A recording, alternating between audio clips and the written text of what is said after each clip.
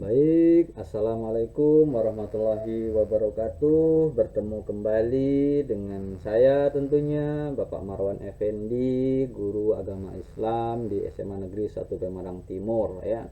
Ini adalah konten-konten kita, yaitu akan membahas materi tentang pembelajaran di kelas ya, materi untuk anak-anak, terutama ini materi kelas 11 ya, yang berkaitan dengan toleransi. Nah, jadi Bapak Ibu yang mungkin bisa mengambil materi ini ya, monggo ya, kami persilahkan ya, untuk anak-anak ini terutama kelas 11 ya.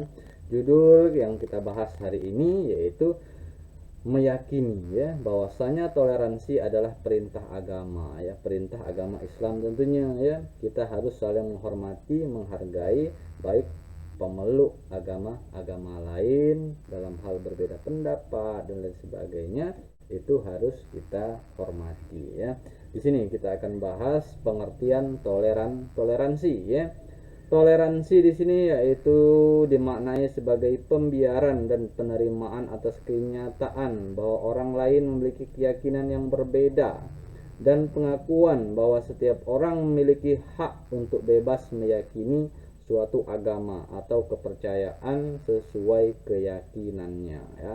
Jadi itu adalah pengertian toleransi, bahwasanya kita di sini mempunyai sikap ya, menerima kenyataan bahwasanya orang lain itu tidak berbeda agama, perbedaan orang lain itu merupakan hak orang lain. Jadi dengan demikian kita timbul mawas diri, punya sikap toleransi ya. Ini adalah batas-batas toleransi. Setiap pemeluk agama bertanggung jawab atas agama yang dianutnya, serta bertanggung jawab melaksanakan ibadah sesuai dengan tata cara yang diajarkan agamanya. Wujud toleransi dalam pergaulan hidup antar umat beragama ditunjukkan dalam sikap toleran terhadap umat beragama lain dalam masalah umum, bukan masalah keagamaan. Ini ada batas-batasan juga tentang toleransi ya. Tuntutan toleransi: dengan saling memahami dan menghargai perbedaan yang ada, dianggap sebagai hal yang wajar dan tidak perlu dipertanyakan, bahkan dipermasalahkan. Sikap saling memahami dan menghargai dapat ditumbuhkan dengan mengenal pihak lain lebih jauh, bukan hanya pada permukaan saja ya. Itu yang diharapkan dari toleransi itu sendiri ya. Prinsip hidup dalam toleransi ya. Yang pertama adalah keragaman atau perbedaan merupakan suatu hal yang wajar dan tidak perlu dipertentangkan. Itu bisa disebut plural is usual. Yang kedua, semua kelompok adalah mitra, sehingga kedudukan antara satu kelompok dan lainnya dianggap setara dan memiliki peluang yang sama. Di sini dalam prinsip ini disebut equal is usual.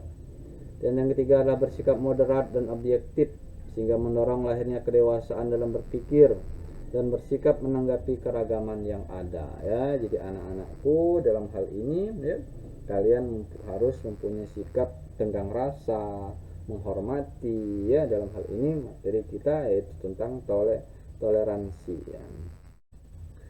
Selanjutnya, meyakini bahwa toleransi adalah perintah agama, yaitu poin yang ketiga, itu contoh toleransi dalam kehidupan Rasulullah Shallallahu Alaihi Wasallam. Praktik toleransi telah dicontohkan oleh Rasul kita, Rasulullah Shallallahu Alaihi Wasallam, dan para sahabatnya. Mereka hidup di Madinah yang terdiri atas beragam suku dan agama. Selain umat Islam, masyarakat Madinah juga meliputi kaum Yahudi, Nasrani, dan para penyembah berhala ya. Jadi dijelaskan juga di sini contoh ya, bahwa Rasul di Madinah tetap berdampingan dengan masyarakat yang Yahudi, Nasrani, dan penyembah berhala. Itu sebagai contoh ya, bahwa contoh toleransi itu sudah dicontohkan oleh Nabi kita, yaitu Rasul kita Muhammad Sallallahu Alaihi Wasallam ya. Sebenarnya manfaat dan hikmah perilaku toleransi. Yang pertama, yang jelas dapat menumbuhkan sikap saling menghargai dan menghormati adanya perbedaan. Yang kedua, terciptanya kerukunan intern dan antar umat beragama. Yang ketiga, terhindar dari rasa curiga di antara sama manusia atau antar umat beragama. terwujudnya kehidupan yang serasi, seimbang dan harmonis di tengah perbedaan, dan terhindar dari sifat egois dan selalu ingin menang sendiri tentunya ya. Dalam hal ini itu adalah contoh manfaat dan hikmah perilaku toleransi ya. Jadi materi pada sore hari ini tentunya ya yang dapat kita dapat kita sebagai umat Islam tentunya harus mempunyai rasa jiwa ya, saling menghormati, tidak memaksakan ya.